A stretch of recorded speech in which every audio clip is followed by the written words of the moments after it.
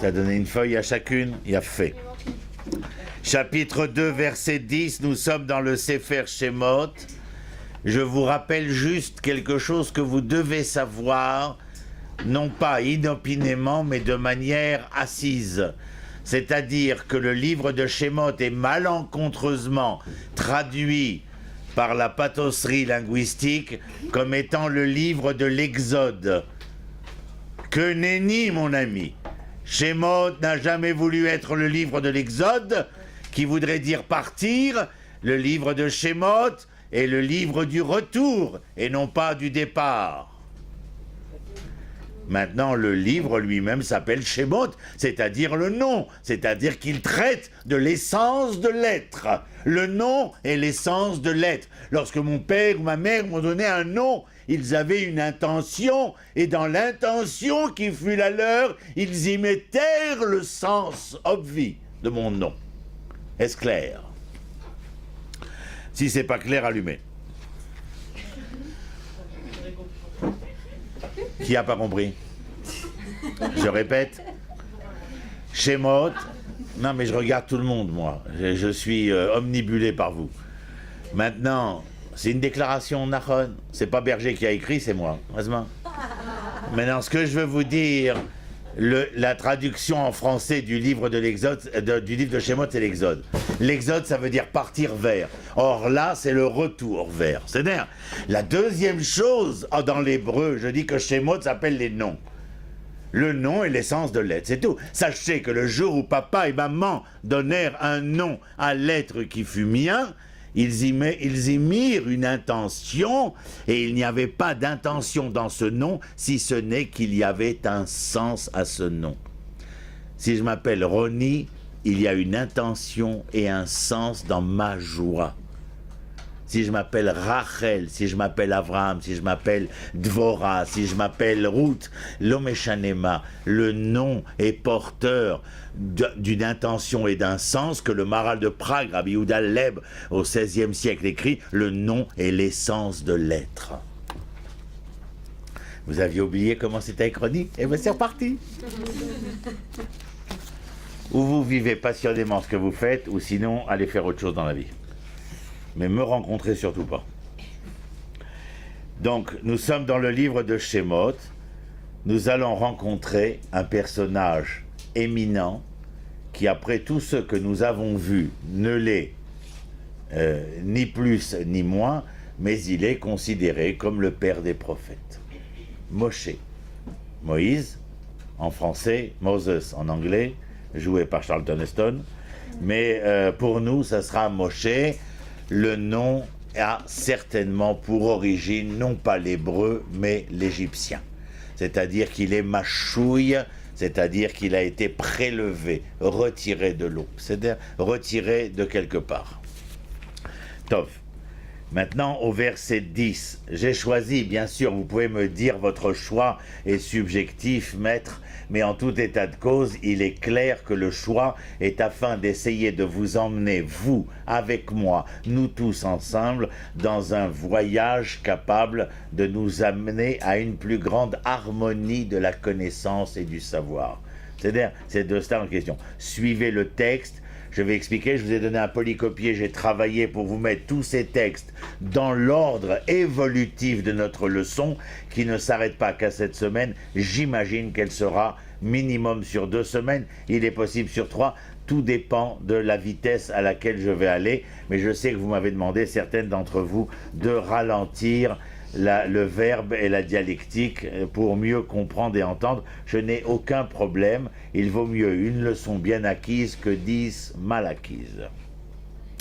Vaigdal hayeled vatevieu le bat paro vaïla le ben vatikra shmo Moshe vatomer ki mina maim meshitiou. Verset 10 que je viens de lire, l'enfant a grandi.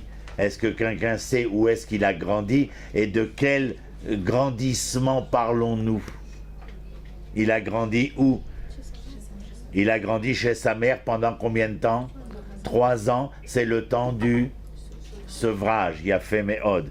Vatigdal ayeled, vatavieu les bat paro. Je veux que vous entendiez mes princesses. Vous savez, mes folies dialectiques, il faut que vous les appreniez. C'est important pour vous. Qu'est-ce qu'il y a marqué? Et on l'amena à la fille de Pharaon. La seule chose qui m'interpelle, c'est que le verbe utilisé ici est le verbe venir, dont la consonance polysémique veut dire qu'il y a accouplement également. Ve'adam yada et trava ishto, vatavo et léa. Venir, bia, c'est l'accouplement, c'est-à-dire ce qui est à l'origine de ce qui va donner naissance à. On amène l'enfant qui, on va le savoir dans un instant, s'appelle Moshe, va être amené à la fille de Pharaon. Il y a dans la rencontre entre l'homme Moïse et la fille de Pharaon quelque chose qui va être engendré, généré, quelque chose qui va naître de cette rencontre. Vous m'avez suivi là? Oui. On peut recommencer. Abigail, tu m'as pas suivi? Il faut que tu aies le visage expressif, contentement, perte, je sais pas, déraison, déficience, je sais pas. Qu'est-ce que tu dis, Delphine? J'ai dit qu'il y a marqué ici qu'on a amené l'enfant à la fille de Pharaon. C'est-à-dire, je comprends que la traduction littérale, ce que je veux que vous appreniez avec moi, et vous commencez à le savoir, ce sont les non-dits, c'est-à-dire l'exégèse biblique, c'est-à-dire les blancs de la page. C'est-à-dire, je dis que quand on amène l'enfant à la fille de Pharaon, il y a de toute manière une rencontre masculine-féminine. Quand en plus on vient me rajouter pour emmener l'enfant, qu'on ne me dise pas qu'on a amené l'enfant, mais que l'enfant est venu, le verbe venir en hébreu a une consonance, non seulement celle de se rendre auprès d'eux, mais aussi de procréer. C'est intéressant ce que je viens de dire parce que j'ai dit procréation. C'est-à-dire qu'il y a ici une collaboration dans la rencontre entre Moshe et la fille de Pharaon de quelque chose qui va naître, c'est-à-dire de quelque chose en devenir. Tu es avec moi, Julie? Il a fait. Vous comprenez? Ça, c'est déjà une chose. Vaïgdal ayeled vatievieu les bat paro. Mi evioto. Qui a amené l'enfant à bat paro? Où? Qui a amené l'enfant à bat paro? Myriam, Bevadaï, c'est sa sœur. Vaïla les ben, et il fut pour elle. Alors là, on vient confirmer ce que j'étais en train de vous dire. Et il sera pour elle, comme quoi, comme qui? Son fils. Mais moi, je ne peux pas lire ben simplement le fils, parce que ben est la racine du verbe construire. Et tous les matins dans la tfila, je dis Al tikra banaïr et la bonaïr. Ne lis pas tes enfants, mais ceux qui te construisent. La rencontre entre Moshe et la fille de Pharaon, et parce que dans cette rencontre va naître, va apparaître, va être procréé, va être généré, engendré, quelque chose qui va devoir être à l'origine d'une nouvelle construction. La création ici qui va naître est quelque chose qui se construit. Étant donné que nous parlons d'un personnage central, nous allons parler, bien entendu, que dans cette procréation, il est question de la création de l'identité de Moshe.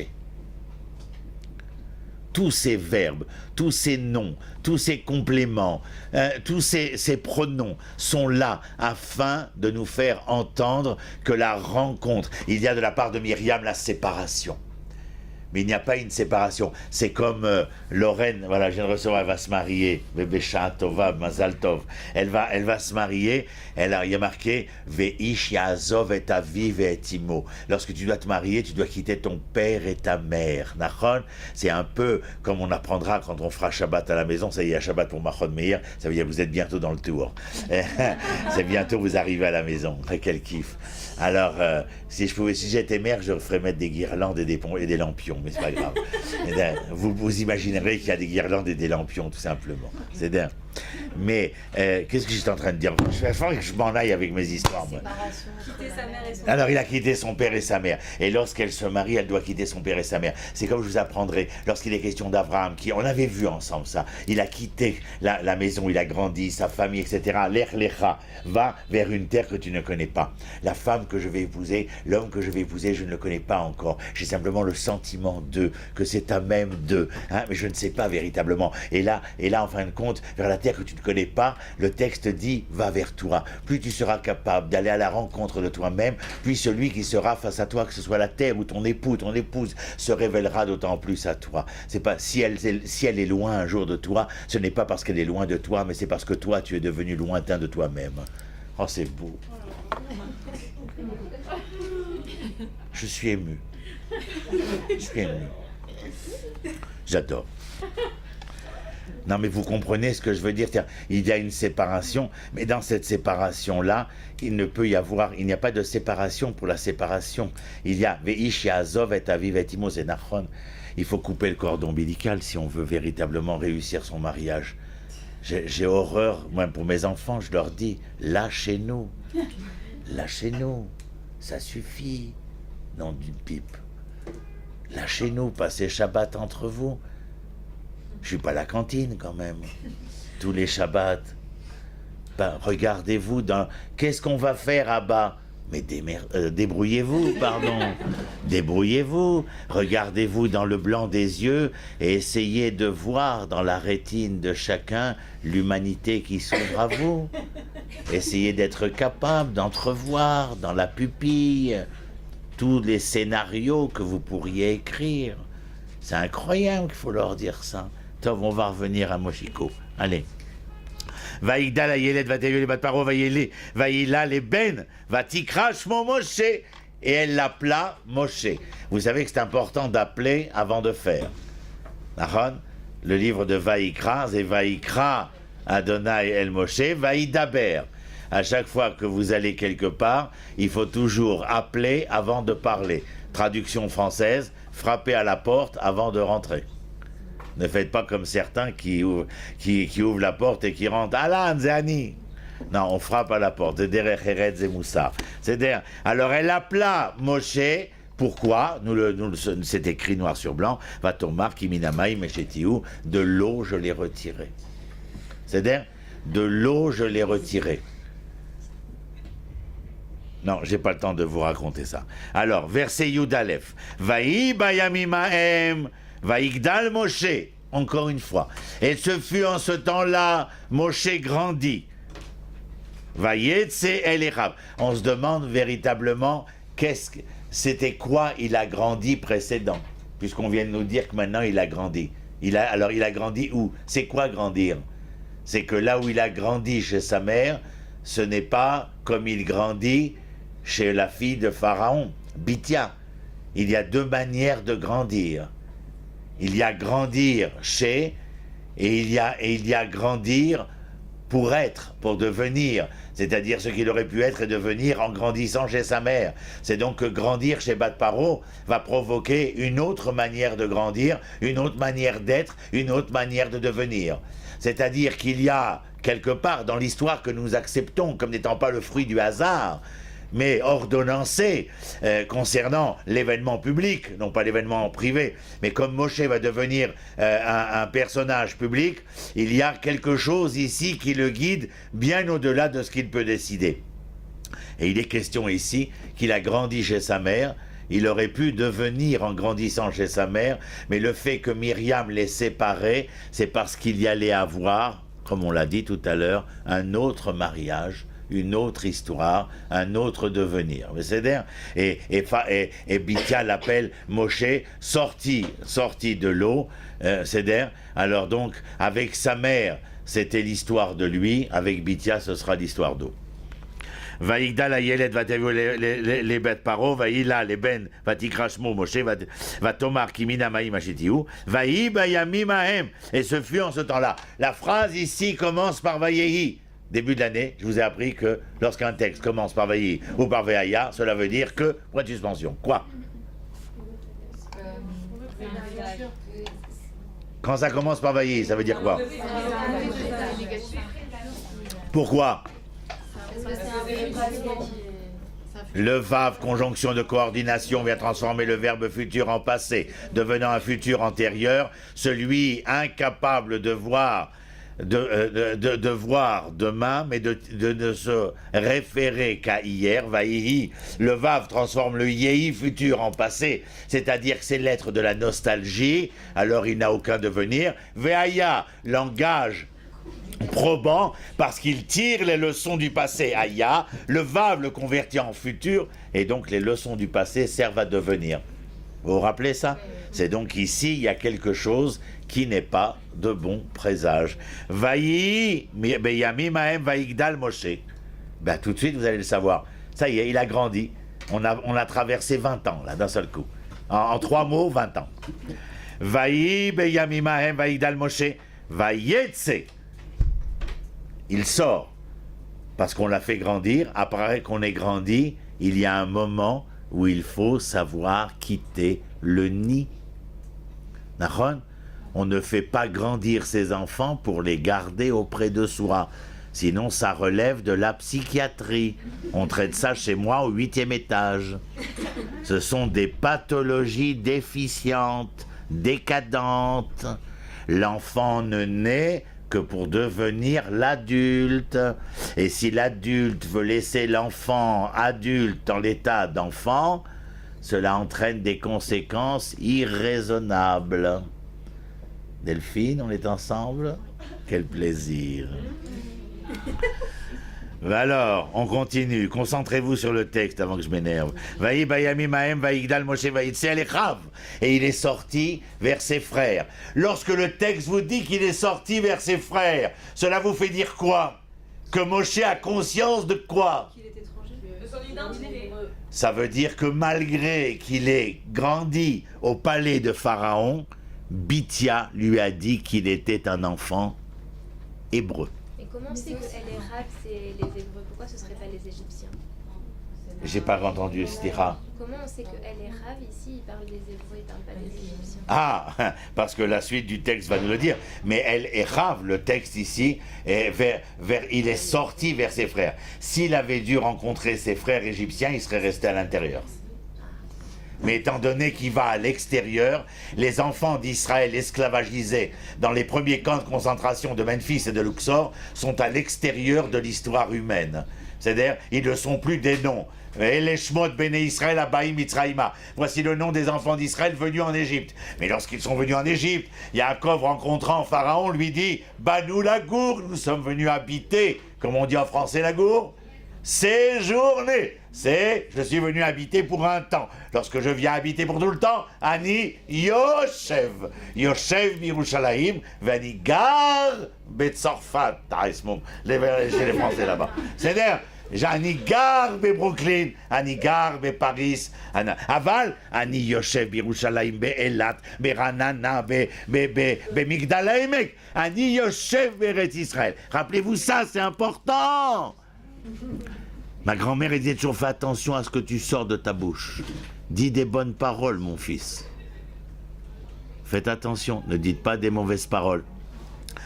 Lorsqu'il arrive devant le pharaon, il dit qui banou lagour, on est venu. Le problème, c'est qu'après, Vaishvu bnei Israël be'eretz Goshen. Ils se sont installés dans la terre de Goshen.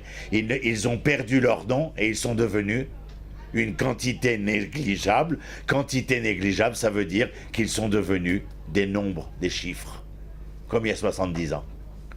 On enlevait les noms et on leur mettait un numéro et on ne connaissait pas leur nom parce qu'ils n'avaient plus d'essence de lettres, mais ils étaient un chiffre, c'est-à-dire une quantité, et quantité négligeable, alors que le nom, c'est la qualité de lettres.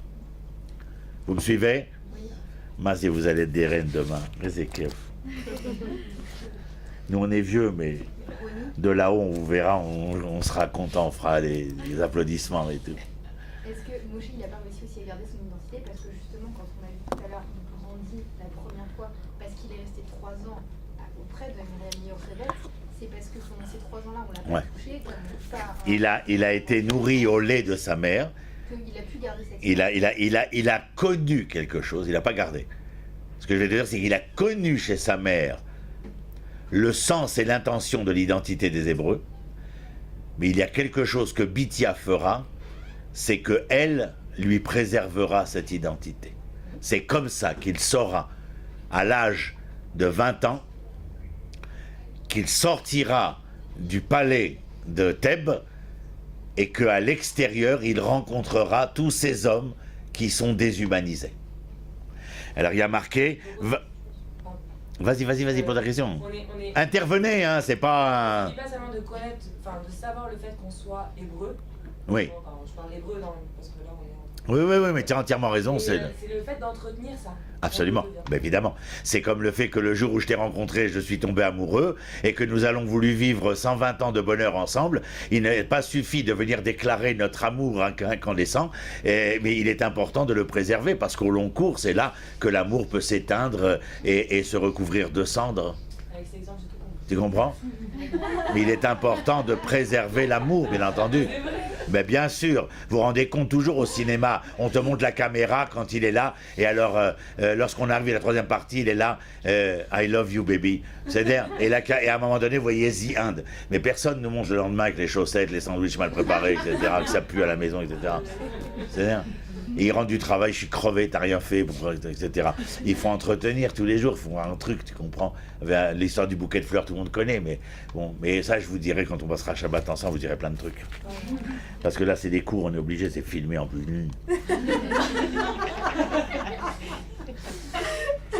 Les gens, ils croyaient que étudier, c'était s'ennuyer.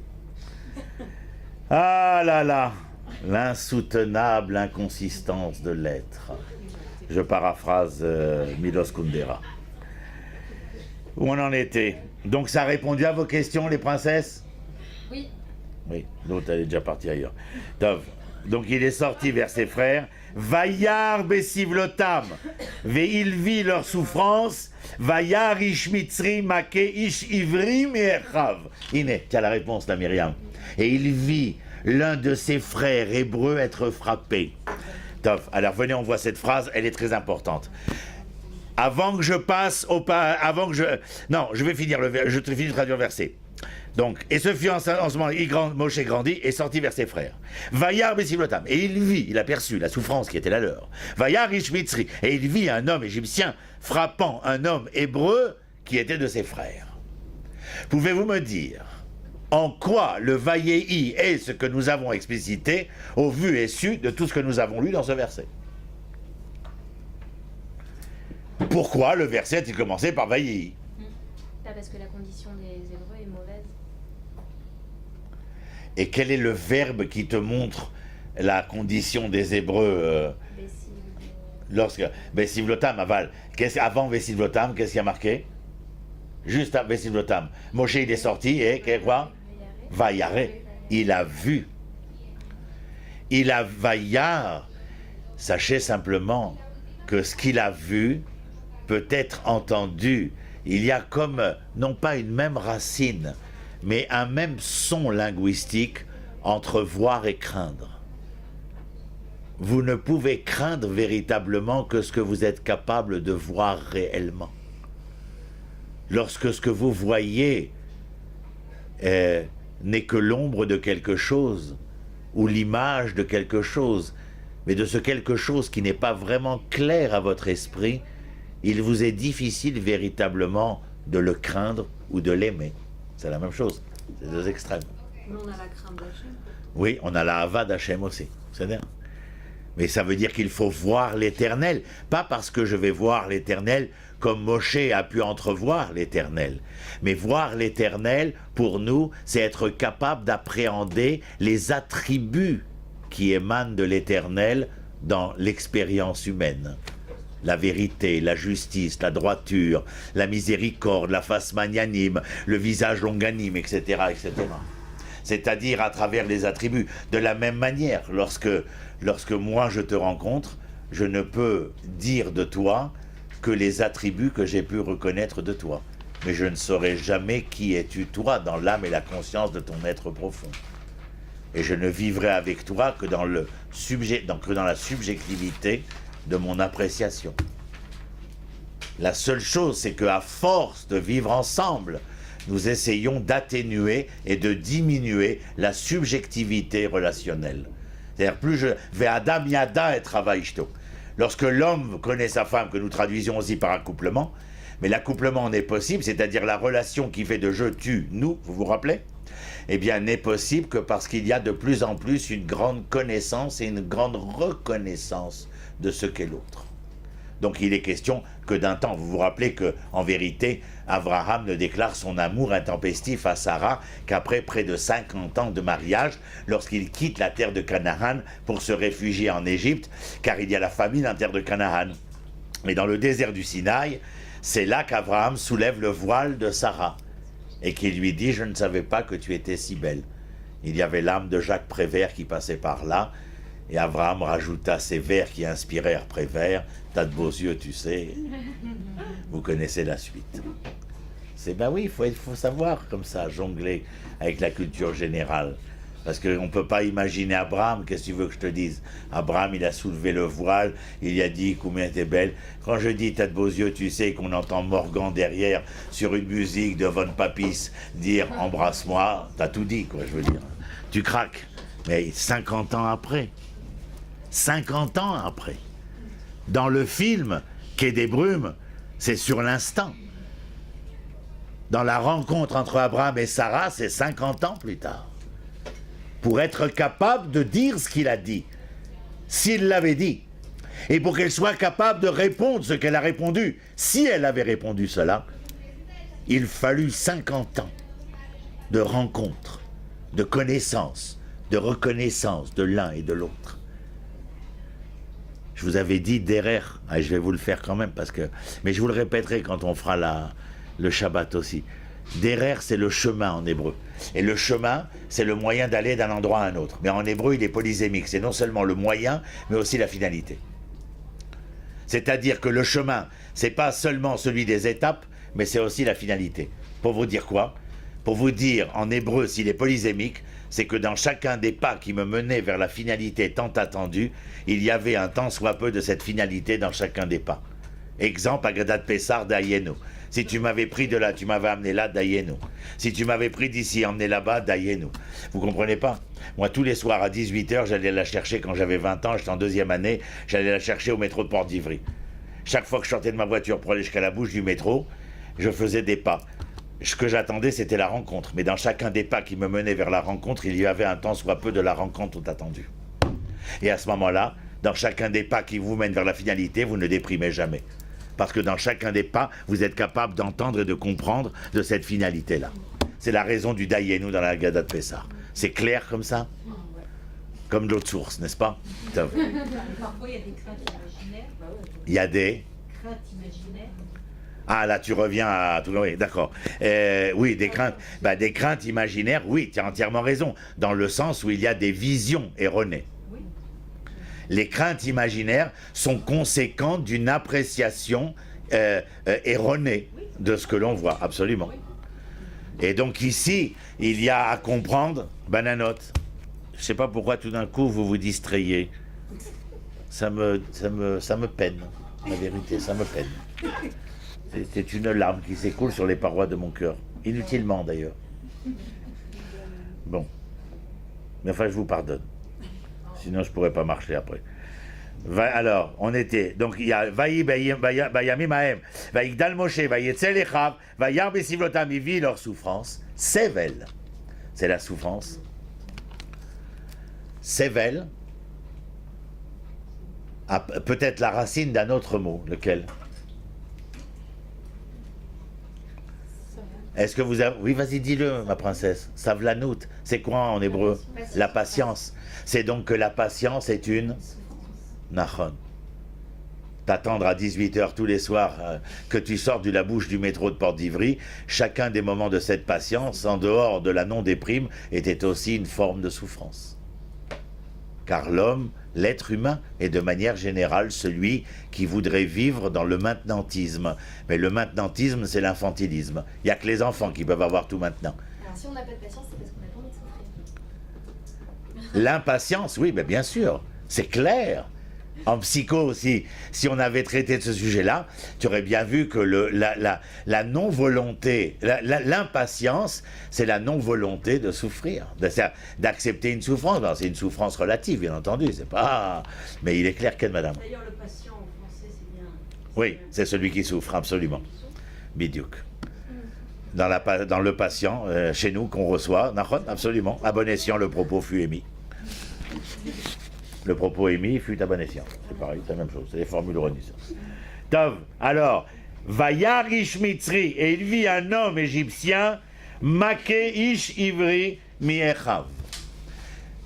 Ish est le titre de noblesse de l'homme. Un homme égyptien face à un homme hébreu.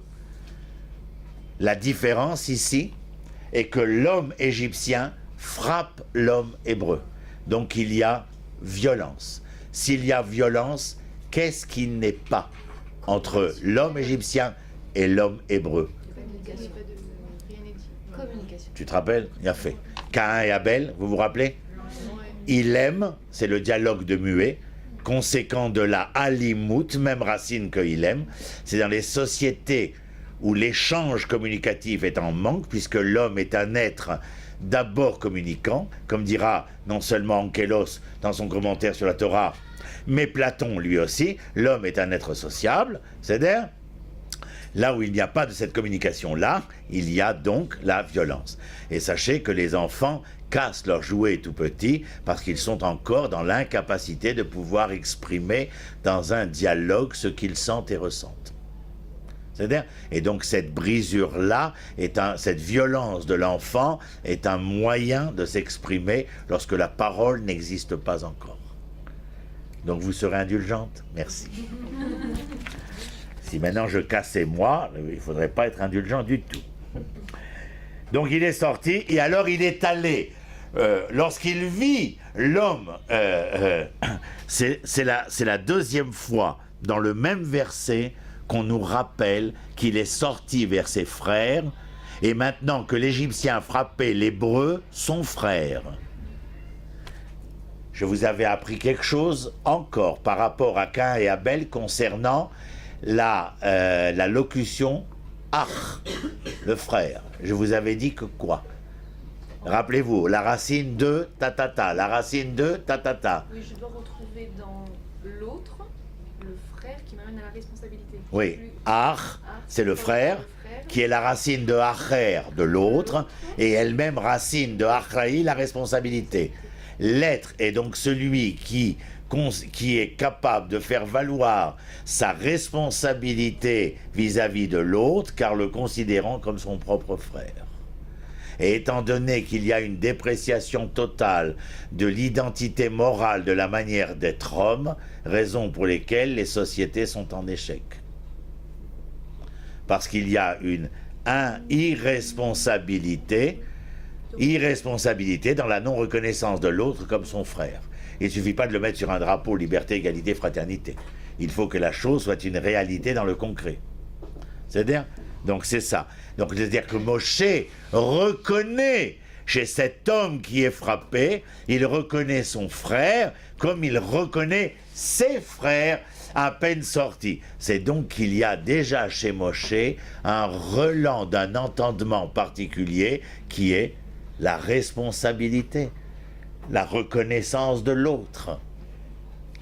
Moshe est, parce qu'il a été sevré chez maman, c'est-à-dire qu'il y a une prise de contact avec l'identité, mais que cette identité sera préservée par Bithia, que lorsqu'il va à la rencontre de ces hommes qui souffrent, il sait que ce sont ses frères. Mais ce que le texte biblique vient vous faire entendre, c'est que cet homme capable de reconnaître sa responsabilité, bien entendu, et qu'il ne fait pas que reconnaître, pas sa responsabilité, le fait qu'il s'identifie à ceux qui sont à l'extérieur. C'est-à-dire qu'il est porteur d'une certaine manière d'un même projet. Or, lui est capable, face à ce projet, de prendre une responsabilité que ceux qui souffrent sont beaucoup moins capables de prendre.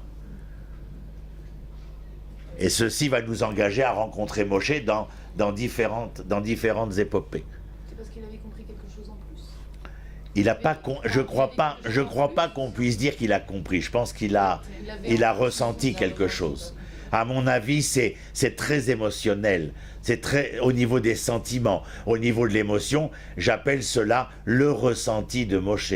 Il n'est pas encore véritablement capable parce que n'oubliez pas qu'il y a quand même 17 années où il grandit dans les couloirs du palais de Thèbes. Ce n'est pas rien, même si Bithia lui dit ou lui répète de temps en temps « tu es un enfant d'origine hébreu ». Elle ne le crie pas dans les couloirs, elle ne le crie pas dans les chambrées, elle ne le crie pas dans les banquets, mais elle lui dit en catimini lorsqu'elle est avec son enfant. C'est-à-dire, elle doit certainement lui dire, sinon comment préserver cela ? D'accord ? Et elle-même, d'ailleurs, en faisant ce qu'elle fait, vous serez d'accord avec moi qu'elle fait preuve d'une très grande responsabilité face à l'histoire. C'est-à-dire, l'exégèse biblique donne un devenir à Bithia qui ne sera pas du tout égyptien, mais qui se rapprochera des Hébreux. Mais peu nous importe, c'est pas notre sujet. Mais en tout cas, sachez quelle est la personne. Mais déjà, dès l'origine, vous avez bien senti, quand elle est au bord du Nil, en train de se baigner dans les effluves odorantes des bains pharaoniques, l'enfant qui arrive dans cette litière, elle n'était pas obligée de le prendre. On avait vu Myriam agir, c'est-à-dire je vous avais mis le projecteur des studios sur Myriam, et à chaque fois Bithia était dans l'ombre. Mais si demain nous faisions un cours sur Bithia et que je mettais les projecteurs, le scénario sur Bithia, nous apprendrions certainement d'autres choses. Mais en tout cas, il y a une chose certaine, c'est que cette femme fait preuve d'une très grande responsabilité tout en se mettant en danger perpétuel, parce qu'il n'est pas évident d'être la fille de Pharaon et de pouvoir mener de front une double vie. Point.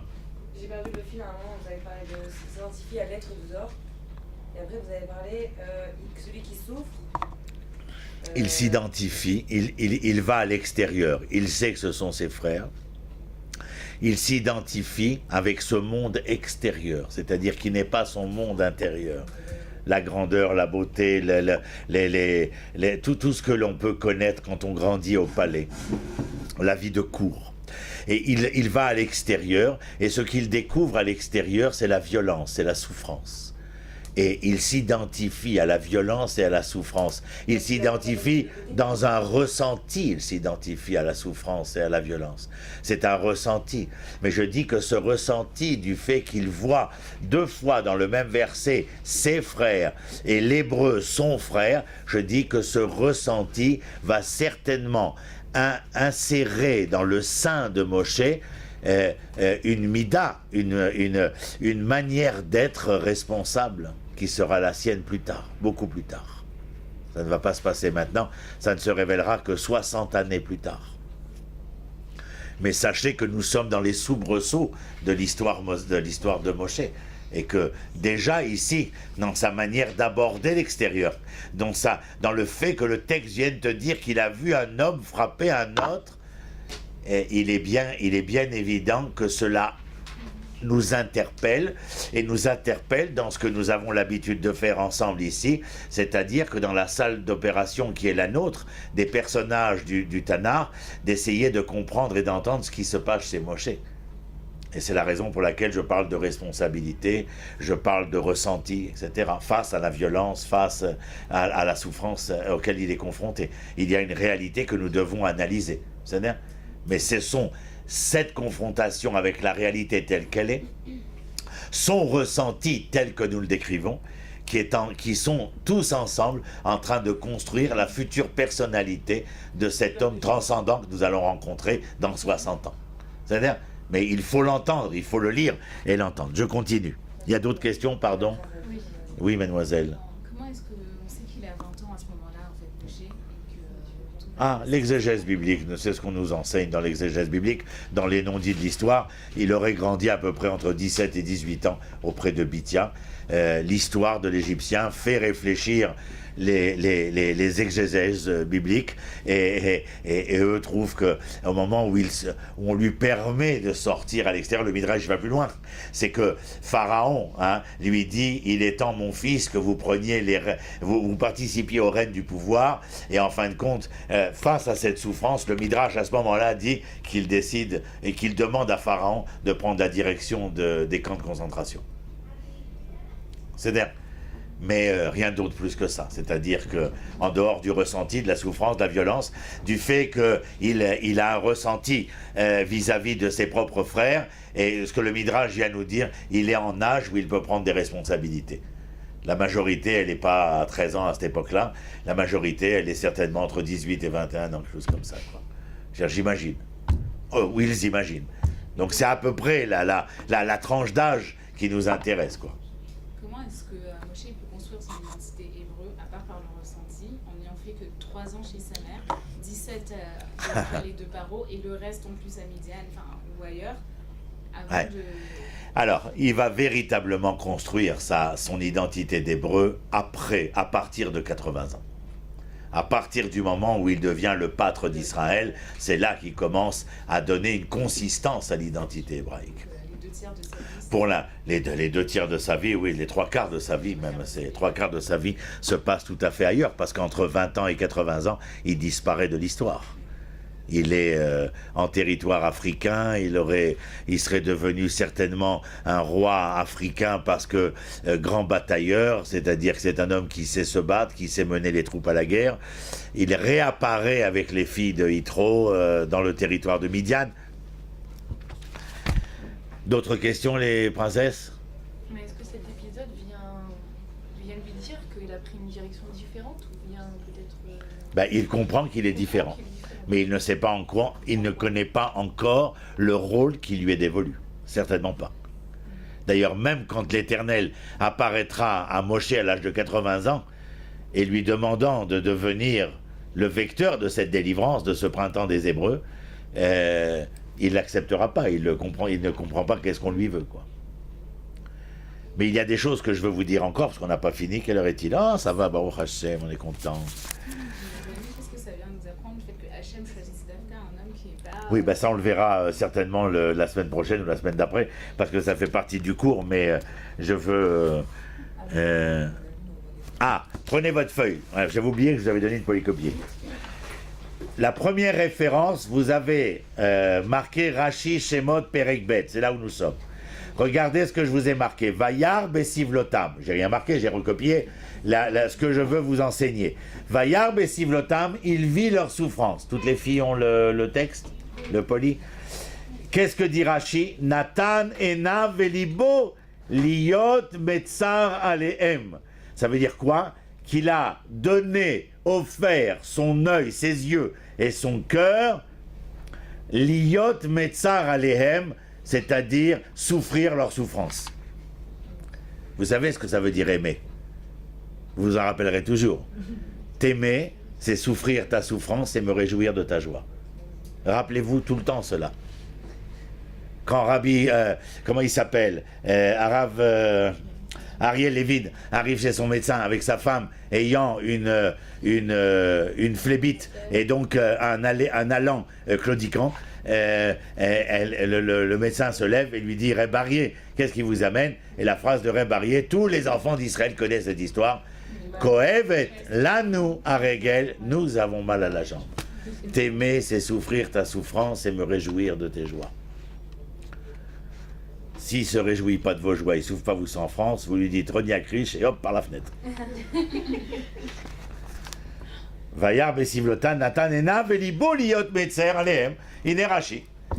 Qu'est-ce que ça veut dire? Il a vu leur souffrance.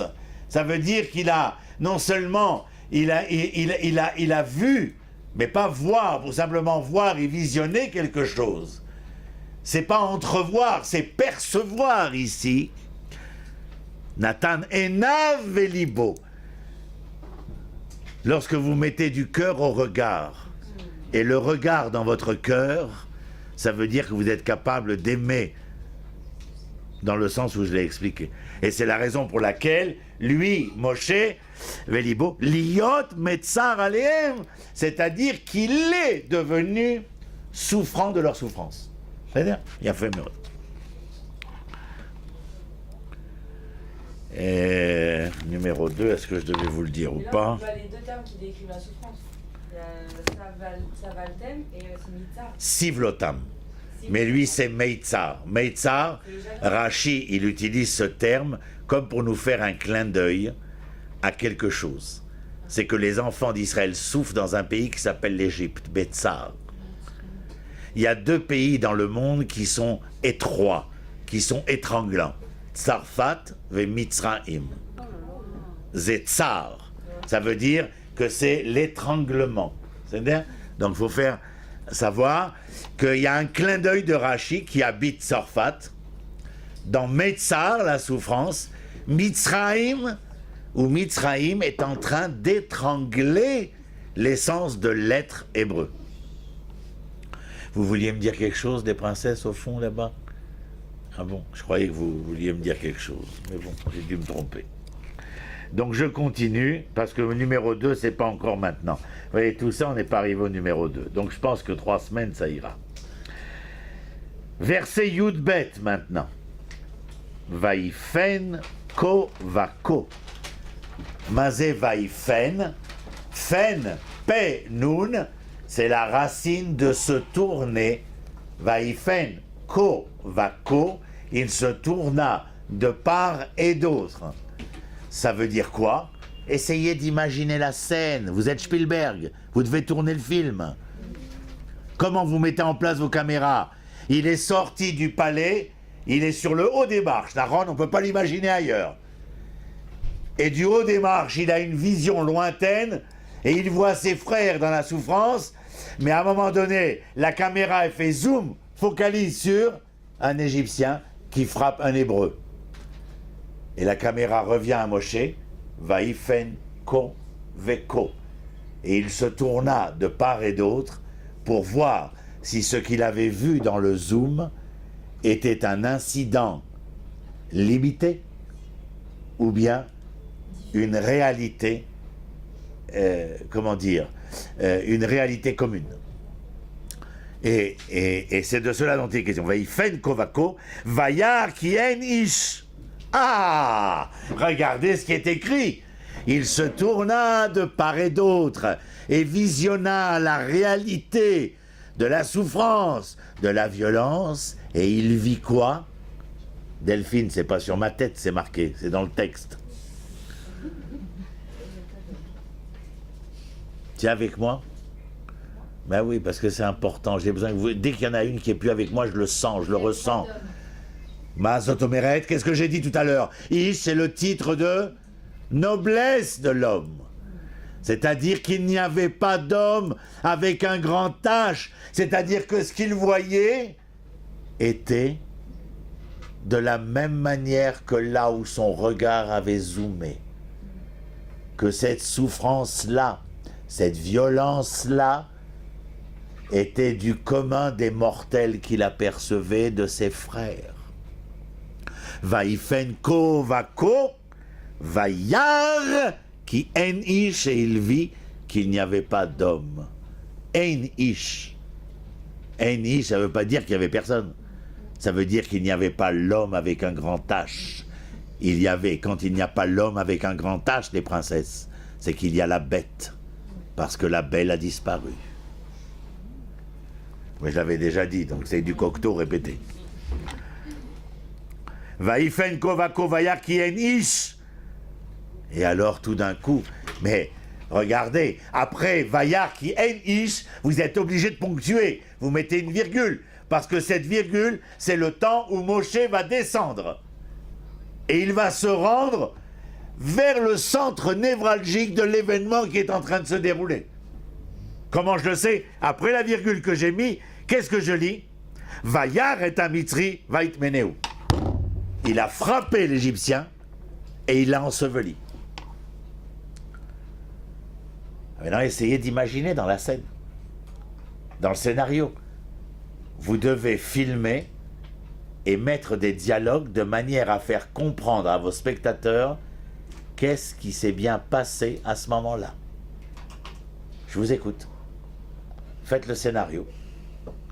Il est en haut des marches, il a vu la souffrance et la violence, il a zoomé sur un événement souffrant et violent, il a repris son regard et visionné l'ensemble, il voit qu'il n'y a rien de très différent de part et d'autre, il n'y a nul homme dans cette scène humaine qui ressemble à une scène où la bête est omniprésente. Il descend les marches et il va se mêler à l'événement qui est en train de se dérouler, que nous venons de décrire. Il arrive à rencontrer l'Égyptien qui est en train de frapper l'Hébreu. Il frappe l'Égyptien, il ensevelit l'Égyptien. Maintenant, vous allez devoir m'expliquer ce que cela veut dire. Moi, je peux vous l'expliquer, c'est mon rôle de prof, mais c'est comment? Il dévoile son identité, il prend position, en fait, il dévoile... Ok, quand il prend position, il y a fait méode. Quand il prend position, il dévoile son identité, c'est abstrait, dévoiler son identité. Il a l'instinct. Attends, laisse Abigail finir. Dévoiler, il prend position. Quelle est sa position? Abigail, il prend position. Ouais, de justice. Ah, donc c'est une identité morale. Il faut le dire. C'est-à-dire que nous rencontrons ici un homme qui non seulement prend conscience de la violence et de la souffrance, nous avons dit qu'il y avait un ressenti de responsabilité, mais vous savez, le nombre d'hommes et de femmes qui se sentent responsables et qui l'ouvrent à tort et à travers sans jamais s'investir dans l'événement probant est beaucoup plus important que le nombre de gens qui ne parlent pas et qui s'investissent. Mais ce que nous voyons ici, c'est que l'homme que nous avons ressenti comme étant un être responsable était capable de donner une réalité à son ressenti de responsabilité. Comment? En n'ayant point peur, lui, le prince d'Égypte, non pas d'aller frapper un Hébreu, d'aller frapper un de ses citoyens égyptiens que lui, en tant que prince, qu'il l'ait voulu ou non, a nommé comme surveillant du camp. Et lui vient frapper celui qu'il a nommé, parce qu'il ne supporte pas la violence et la souffrance de l'Hébreu, parce qu'il reconnaît cet Hébreu comme étant son frère. Est-ce que vous pensez que la scène s'est déroulée dans un cachot, dans une grotte? Elle s'est déroulée au vu et su de tous. C'est pas simplement prendre position, c'est après avoir pris position, déclamer et déclarer cette position-là. Donc il ne voyait pas en les Hébreux des esclaves pour lui. Il ne les voyait pas en tant qu'esclaves, il les voyait en tant qu'être humain, en tant qu'individu. C'est le moins qu'on puisse dire. Il les voyait en tant qu'être humain, bien sûr. Mais je ne crois pas qu'à partir du moment où je dise que l'autre est mon frère, que je puisse l'entrevoir autrement que comme l'être humain. À partir du moment où je considère autrui non pas comme un être humain, je n'ai aucun problème à le considérer comme un objet, comme une quantité négligeable. C'est-à-dire, c'est les grands combats de l'existence humaine. Discussion que j'avais avec mes étudiantes dans un des autres endroits où j'enseigne. Je veux dire, elles sont plus jeunes que vous. Pas beaucoup plus jeunes que vous, mais elles sont plus jeunes que vous. Et elles ont besoin de paraître. Alors que je leur ai demandé qu'il était essentiel d'être. Le part, elles pouvaient le foutre à la poubelle. Parce que part, c'est la racine de se parer, peut-être. C'est-à-dire, On peut décorer la maison, mais il n'y a pas besoin d'être une femme et de s'ajouter des décorations. Des guirlandes, des lampions, etc. Pour être, bien entendu. Donc il est évident qu'il faut toujours, dans ce cas précis ici, il y a bien évidemment une appréciation foncière de l'être hébreu comme étant un être humain, parce qu'il les considère, pas parce que, du fait qu'il considère ces hommes-là, ces femmes-là, ces enfants-là, comme étant ses frères. Il n'y a pas d'humanité là où il n'y a pas de fraternité. Si les hommes s'entre-déchirent, c'est parce qu'ils ne sont pas capables de reconnaître dans l'autre celui qui est son frère.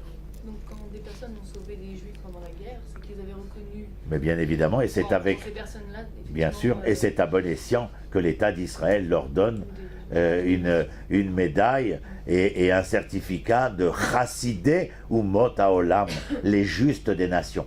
Et mon maître, le Rav Tzviuda Cohen Cook, disait, il y a des justes des nations, et il est vrai, il faut le reconnaître, mais il n'y a pas de nation juste.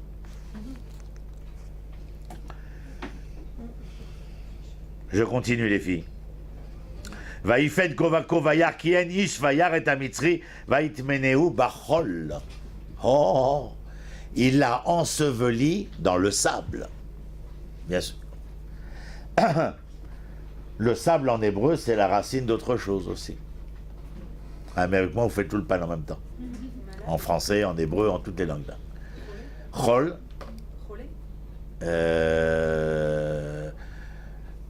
Cholé, c'est aussi, ça fait partie du terme.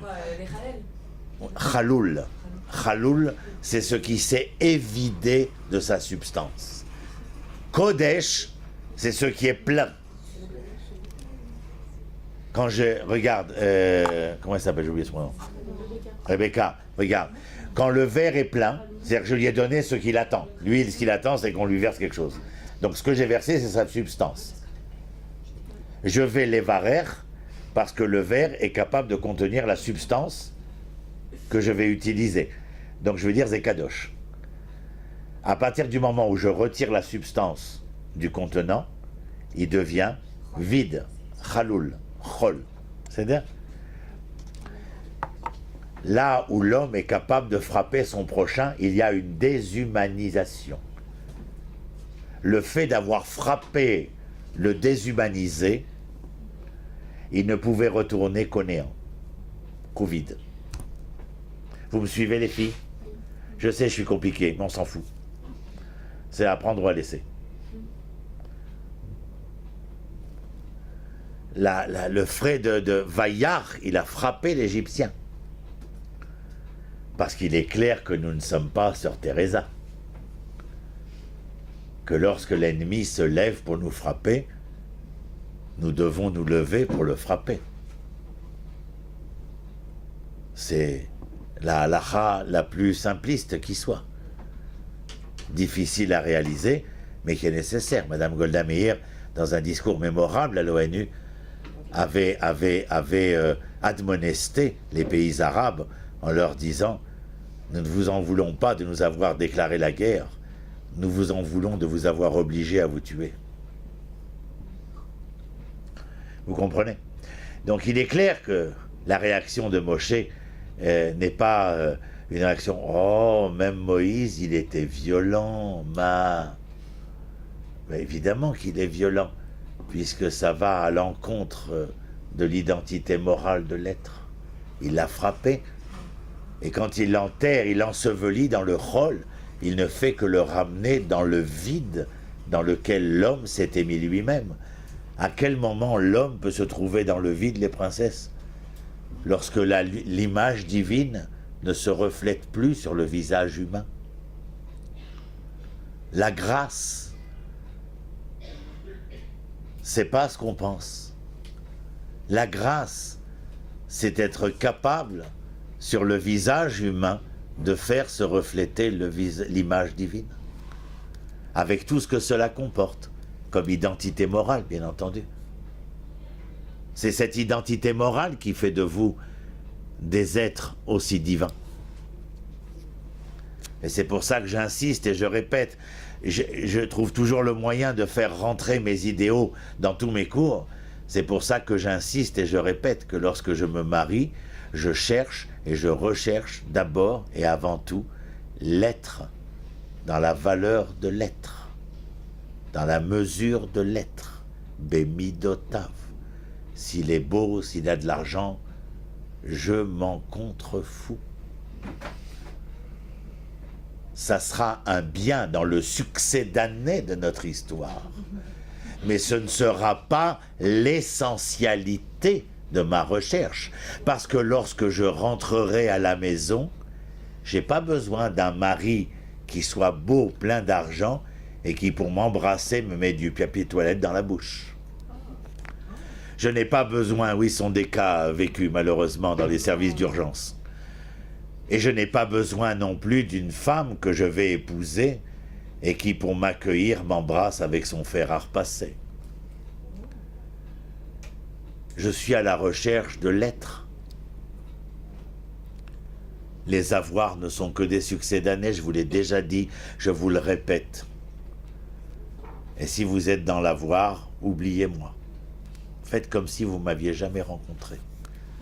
J'aurais trop de peine. Mais en vous, j'ai confiance. J'ai plus peur des mecs. Mais j'ai confiance avec de la gente féminine. Le problème, c'est eux, c'est cette bande-là. Excusez-moi de revenir en arrière. Vous disiez le fait de frapper quelqu'un nous ramène au néant. Non, j'ai dit que le fait que l'homme a frappé son prochain, il s'est déshumanisé. En étant déshumanisé, il s'était lui-même entraîné vers le néant. Ah, on s'entraîne soi-même vers le néant, on n'a pas le Ben oui, si tu te déshumanises, tu t'entraînes toi-même vers le vide. L'humanité... Et ça, Moshe l'a ressenti tout de suite, c'est pour ça qu'il s'est enfui à Midian. Comment ça se passe? Ah non, ça, on n'est pas arrivé là. On n'est pas arrivé là. Tu mets la charrue avant les bœufs, Marie. Vaïfenko, Veko. Ah, vous savez que ce soir, c'est le réveillon. Ouais. On s'en Demain, fout. c'est Rosh Chodesh. Ouais, la route est Rosh Chodesh, dans le monde. En fin de compte, ce soir, c'est la Brit Mila de l'acrobate. Vaïfen kovako vayar kien ish vayar et amitri vaïtmenehu bachol. Donc il l'a enseveli dans le sable, mais nous avons expliqué ce que ça voulait dire. Chol, tu as dit c'était comme la racine de quel mot? Chol, ça peut, alors, chol, c'est chaloul. Et en français, qui veut dire? Ben, chol, c'est profane, et chaloul, c'est le vide. Profaner, c'est vider de sa substance l'essentiel. L'homme vidé de sa substance est profane. Les êtres sont saints par origine puisqu'ils reçoivent une âme, tous les êtres. Mais si l'homme se déshumanise, alors il devient profane à lui-même. C'est-à-dire, vous voyez, ça ne demande pas grand-chose d'être saint. Ça demande simplement d'être dans cette identité morale. C'est la chose la plus difficile à laquelle l'humanité n'est pas encore arrivée, que vous le sachiez. Je continue. Ça va, vous tenez le coup? Je vais doucement quand même, vous remarquez, hein, je m'affole pas trop. D'habitude, je suis plus excité que ça. Mais comme il y a la maman, je vais doucement. Il n'y a pas ma pauvre, ma fille après. Pasuk Yud Gimel 13. Vayetse bayom hasheni. Et le deuxième jour, il ressortit. Ça veut dire quoi? Qu'il réitère. C'est-à-dire, réitérer, ça veut dire recommencer. Yafé me'od. Vaïtse, c'est comme ma femme. Tu peux pas écrire recommencer. Tu as besoin d'écrire réitérer. Ah, ça la met en boule. Vous avez lu ce que j'ai publié le Shabbat? Vous n'avez pas lu? Laissez-nous savoir. Moi, je garde un peu, je vous le lis parce que trop beau. Ah ouais, ça fait 4 ans que j'écris, mais alors celui-là, je vais vous le lire avec l'intonation et tout. Alors voilà, on est Vaïtse Bayom Hasheni. Et le deuxième jour, il est sorti, de nouveau donc. Veine, soudainement. Iné, c'est la soudaineté. Tu veux le lire toi? Non, tu liras pas, c'est moi qui lis. Bon, Veine, Shne Anashim, Stam Netzorek. Shne Anashim, 2 hommes. Ivrim, Nitzim. Alors là, il n'y a pas d'Égyptiens. Voici 2 hommes, 2 Hébreux. Aval, ils ont un qualificatif. Nitzim. Mazé Nitzim. Qu'est-ce que c'est Nitzim, Delphine? Hein? Querelleur. Oui, disputer, querelleur. Il cherche querelle. Allons, donzelle, vous cherchiez querelle? Non, ici c'est damoiseau. Damoiseau l'hébreu cherchait querelle à son prochain. Alors qu'est-ce qui se passe? Deux hébreux qui se querellent. Avant que je continue, essayez d'être les avocats. Qu'est-ce que vous diriez? Qu'est-ce que tu dirais, toi? Non, j'ai envie de l'entendre des deux copines là-bas. Qu'est-ce que tu dirais quand je dis que deux hébreux se querellent? Tu? C'est deux garçons, donc je sais pas, ils se... Oui, ils font les coqs, c'est d'accord. Mais je dis, je t'ai posé une question. La question que j'ai posée, c'est soit l'avocat. Ça veut dire que c'est pas pour les enfoncer. Non. Donc les coqs, c'est assez enfonçant. Ils se violentent pas, il faut que se disputer. Surtout que tous ceux qui veulent être des coqs, ils veulent être sur la crête de l'histoire. Vas-y, continue. Alors, tu es l'avocat, c'est quoi? Avant qu'on les enfonce définitivement. Non, mais toi, en tant qu'avocat, tu entends dans les circonstances qui nous ont été décrites précédemment. Tu vois deux hébreux se disputer, se quereller. Je te dis, sois l'avocat. Bah, je comprends pourquoi. Oui, alors dis-moi pourquoi. Pourquoi tu peux les défendre? Pourquoi sont-ils défendables? Ils sont pas défendables. Ils sont Ils sont pas défendables. Bah, ils ont encore rien fait. Qui c'est qui a dit qu'ils sont pas défendables? Parce qu'ils se mettent à la place de l'Égyptien que Moshe a... Ok, non, moi j'ai essayé de vous emmener avec ce parfum féminin qui est le vôtre, de vous emmener vers le pan de la défense. C'est pour ça que je lui pose la question. Si tu devais les défendre, je les ai arrêtés, je les emmène au tribunal, et tu viens d'être nommé avocat d'office, maintenant il faut que tu leur évites le max. Bah, on fait partie du même temps, mais en fait... Non, C'est pour les sauver, non? Dans une telle situation d'oppression. C'est ce que je pense. Je pense, c'est ça. Je pense que c'est ce qu'il faudrait que nous disions. C'est-à-dire que toi, en tant qu'avocat de la défense, tu aurais dû te chercher des circonstances atténuantes.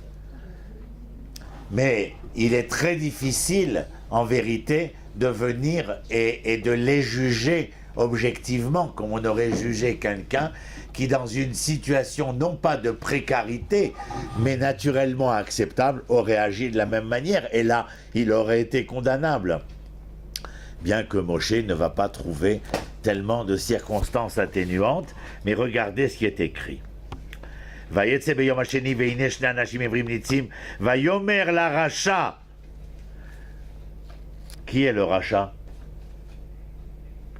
Moshe dit, le texte nous dit Vayomer Moshe, il n'y a pas marqué Moshe, mais c'est Moshe qui parle.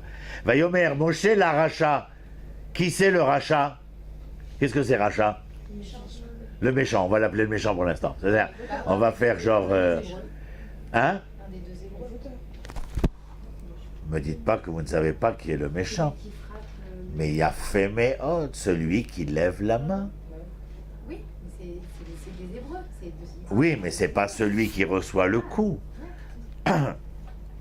C'est celui qui donne le coup. Regarde le texte. Il y a marqué Vayetze beyom hasheni ve'hine shne anashim ivrim nitzim. Querelleur. Vayomer la racha lama takerecha. Et il dit au rachat, avant que je sache la suite, je vous demande qui est le rachat, celui qui frappe. Quelle est la parole de Moshe? Pourquoi frappes-tu quoi? Re'echa. Ah, il n'a pas dit ton frère. Il a dit quoi? Ton prochain. Il a fait méod.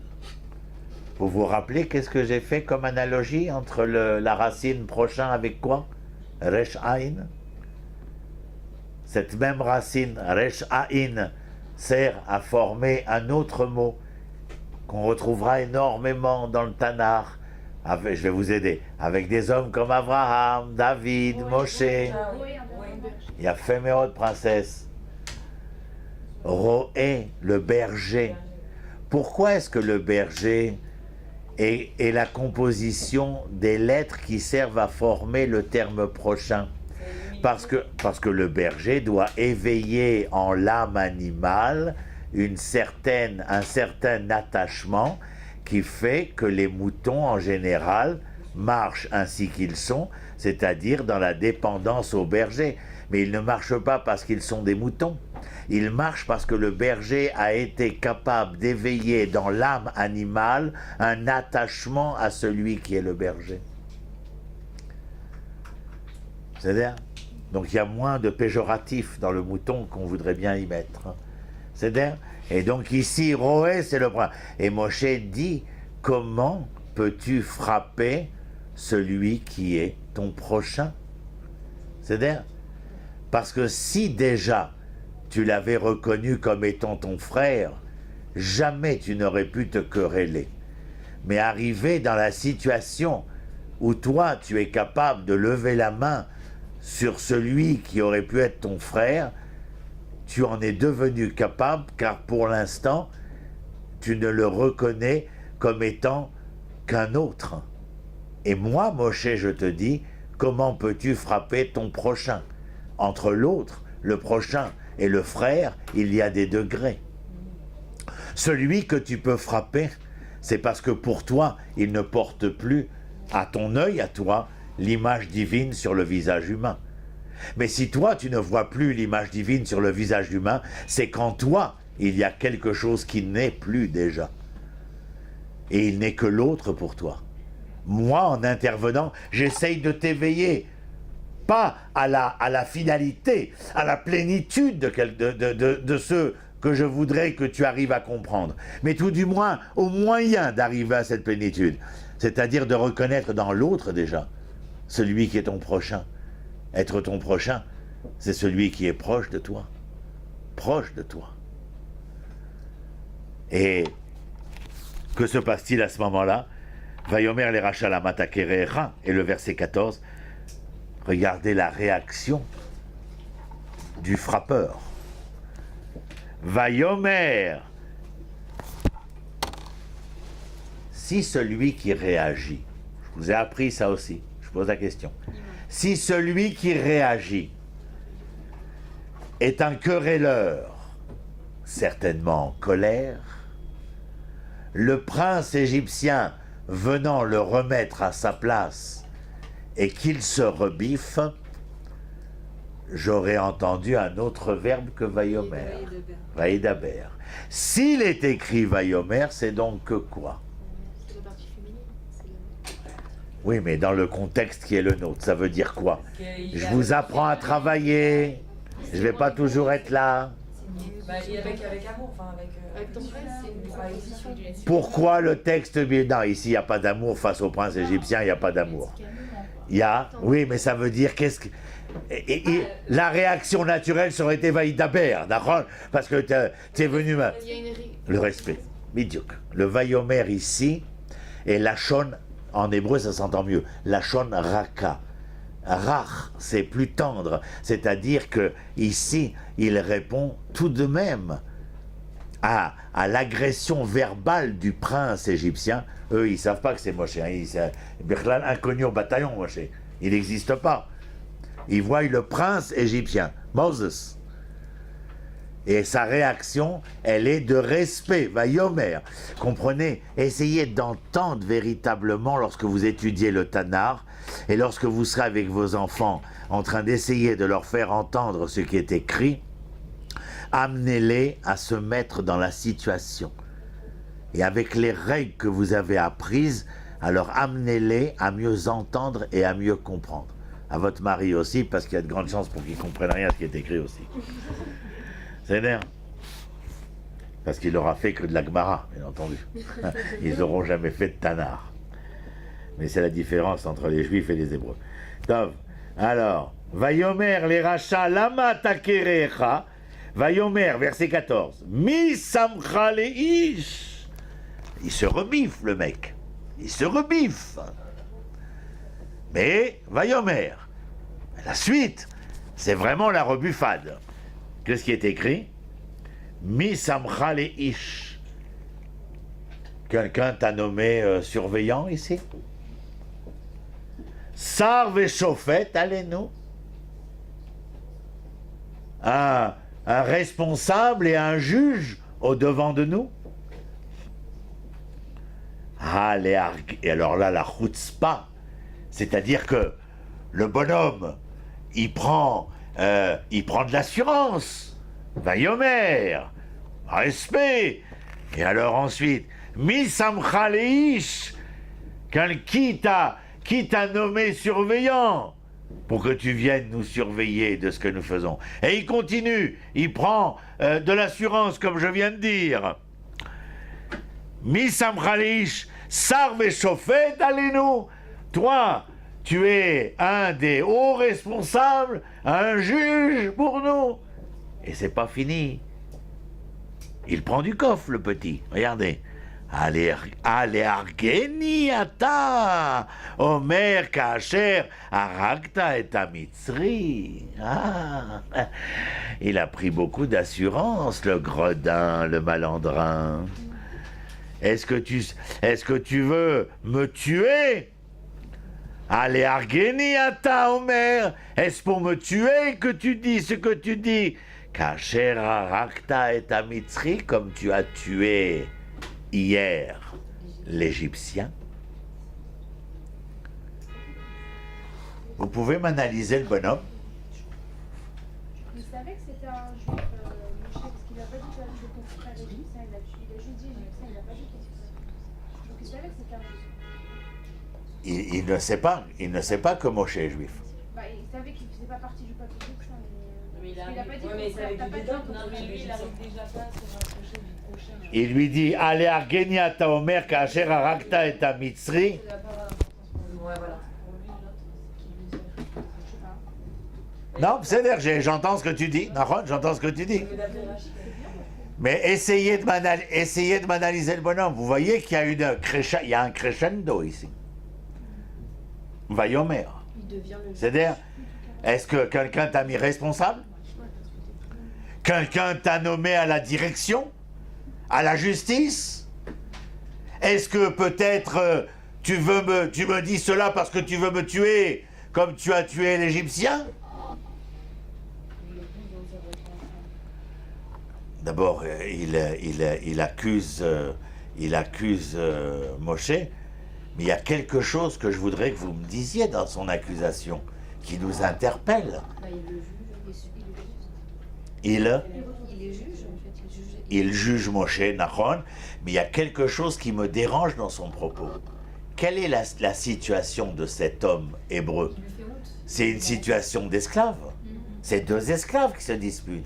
Oui, il ne peut pas lui reprocher parce qu'il a rendu service à son frère en le sauvant. Pidiouk, exactement. Bah, ça fait, C'est-à-dire que j'ai affaire à un personnage ici qui est tout à fait détonnant, dans le sens où, en fin de compte, l'agissement de Moshe était tout à son intérêt, puisque Moshe n'avait fait que frapper un Égyptien frappant un Hébreu, c'est-à-dire un frère de cet homme.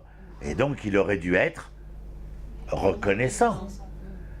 Or là, je vois un personnage qui, de prime abord, est en train de frapper ce qu'il ne reconnaît plus comme son frère, ni même comme son proche, mais comme l'autre.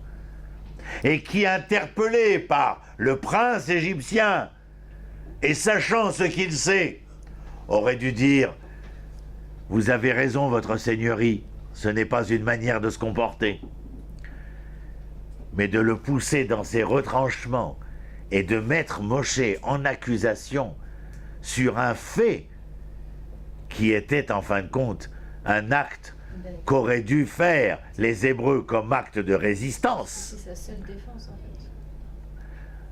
fait. Enfin, je trouve qu'il y a chez cet homme quelque chose qui est plus qu'interrogateur. Pouvez-vous me dire quoi? Il ne connaît pas que l'autre c'est son frère, son proche, il voit dans l'autre que l'autre, et même pas dans le sens de l'altérité, Bichlal.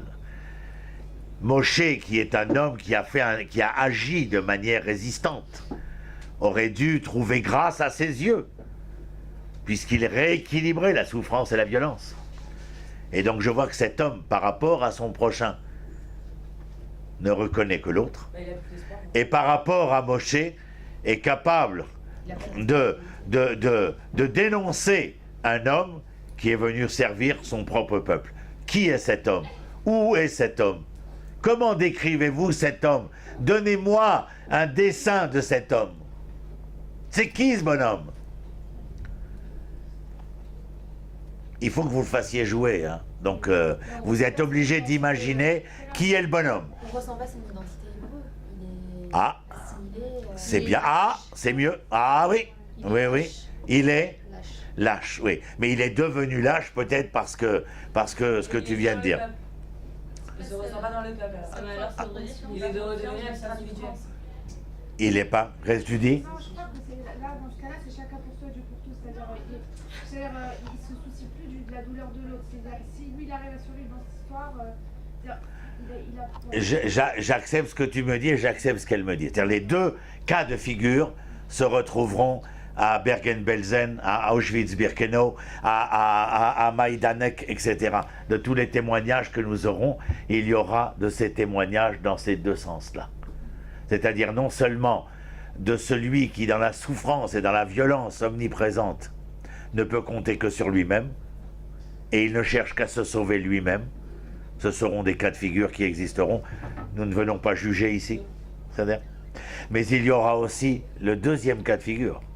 C'est-à-dire qu'il y a aussi le fait que j'ai peut-être été arrêté, mais je n'ai rien à voir avec eux. Mais c'est-à-dire, les deux cas de figure pourront exister. Mais en tout cas, ça vous demande à vous une analyse des personnages qui sont présents ici. Parce que sinon, vous passez à côté de l'histoire véritable. Et vous pouvez rester dans le récit enfantin. Mais ce n'est pas le but. Le but, c'est d'essayer de comprendre et d'entendre ce que Dieu, quand il dicte à Moshe ce texte-là, veut laisser comme trace dans l'histoire. Sinon, ça n'a aucun intérêt. Ils avaient plus d'espoir à ce moment-là. Ils avaient plus, je sais pas si je peux employer le terme des Mouna, mais en quelque sorte, non? Oui, bien sûr. C'est ce que... La preuve, il le craignait, enfin, il le respectait peut-être en tant que statut, mais il le craignait pas en lui parlant comme ça. Bon, ben, Il il faut savoir que c'est des gens qui, dans un système concentrationnaire, sont poussés à bout. D'accord ? On parlait d'oppression tout à l'heure. Oui, d'accord. Ils sont poussés à bout, c'est clair. Mais les deux affirmations qui ont été données sont aussi valables l'une que l'autre, puisque je vais réussir dans l'histoire à retrouver ces deux personnages présents dans le système concentrationnaire. Aussi bien l'un que l'autre. Ça veut dire que quand je suis poussée à bout, je peux ne pas reconnaître dans l'autre mon frère? Oui. Ça c'est arrivé, ça arrive. Regarde les gens quand ils vont monter dans le bus aujourd'hui. Et on n'est pas dans un système concentrationnaire. On est souverain et indépendant. Regarde les gens quand il faut sortir de la salle de spectacle. Oui, mais grâce à cet incident, ça déclenche le fait que Moshe il s'en aille, donc... Je ne sais pas s'il devait partir à ce moment-là. C'est ça la question.